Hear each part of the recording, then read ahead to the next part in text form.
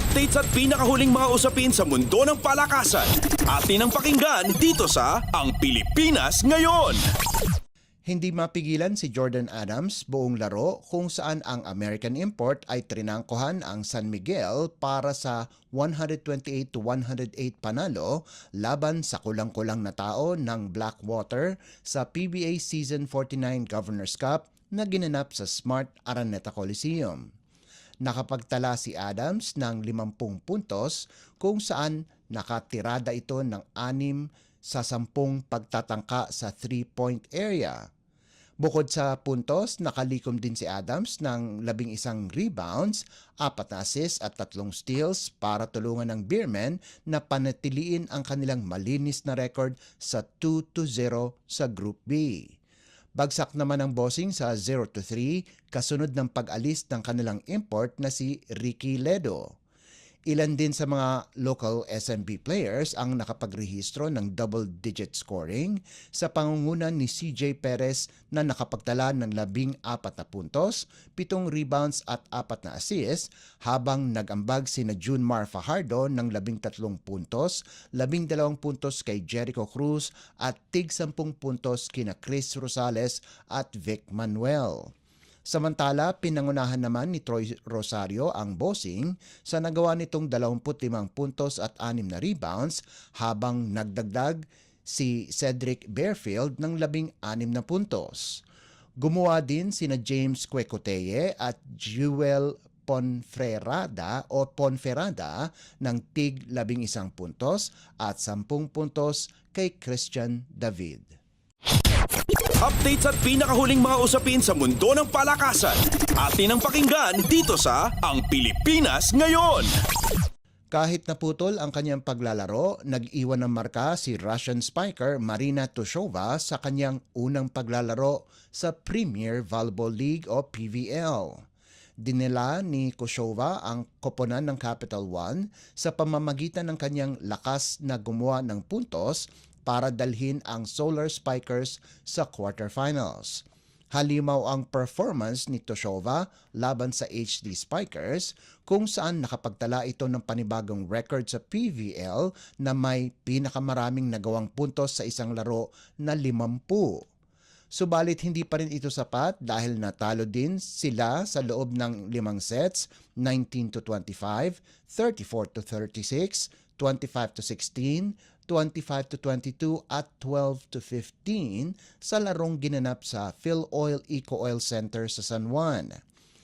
Ito ang ikatlong pagkakataon na binasag ni Tushova ang record sa Reinforced Conference kung saan una niyang nabasag ang record ni Priscilla Rivera ng Dominican Republic na 44 ng 1 puntos sa panalo ng Capital One laban sa Chocomucho noong Agosto 3 at binura niya ulit ito pagkalipas ng 1 linggo sa 5 set na panalo laban sa NX-LED sa 49 na puntos.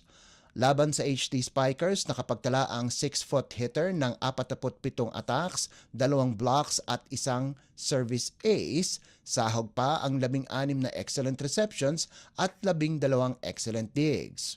Dahil sa impresibong performance na ito, ginawaran si Tushova ng PVL Press Corps Player of the Week Award kung saan tinalo niya sina Oli Ocaro ng Akari, Erica Staunton ng Creamline, Lena Samoilenko ng PLDT, Wilma Salas ng Petrogas at Jel Cayuna at Riri Meneses ng Signal. Nagtapos naman na may kabuang 300 at 1 puntos si Tushova sa paglalaro nito sa Capital One at dinala niya ang koponan sa kanilang kauna-unahang playoffs pagkatapos manalo lamang ng 1 laro sa nakalipas na All-Filipino Conference. Updates at pinakahuling mga usapin sa mundo ng palakasan. Atin ang pakinggan dito sa Ang Pilipinas Ngayon. Sinabi ni NCAA Season 100 Management Committee Chairman Hercules Calianta na hindi nila sinasara ang pintuan sa pagkakataon na dagdagan ng iba pang klaseng sports ang torneo katulad ng weightlifting at gymnastics. Sinabi ni Calianta na isang dating weightlifter din na ang dalawang sporting event ay posibleng masama sa NCAA balang araw. Subalit napakamahal raw ng kagamitan na kailangan sa gymnastics at weightlifting kaya't posibleng sa mga nalalapit na season ng NCAA ay baka maisakatuparan na ito. Tumaas ang popularidad ng weightlifting at gymnastics ngayon dahil sa matagumpay na itinaguyod ito sa mga nakaraang Olympic Games. Kamakailan lamang ay nasungkit ni gymnast Carlos Yulo ang 2 gintong medalya para sa floor exercise at vault event sa Paris at ang kauna-unahang gintong medalya na nakamit ni weightlifter Heidelin Diaz sa Tokyo Games. Sa kasalukuyan, ang mga events sa NCAA ay kinabibilangan lamang ng men's basketball, men's at women's volleyball, athletics, men's football, beach volleyball, tennis, taekwondo at cheerleading. Updates at pinakahuling mga usapin sa mundo ng palakasan. Atin ang pakinggan dito sa Ang Pilipinas Ngayon. At yan ang pinakahuling balita sa larangan ng palakasan.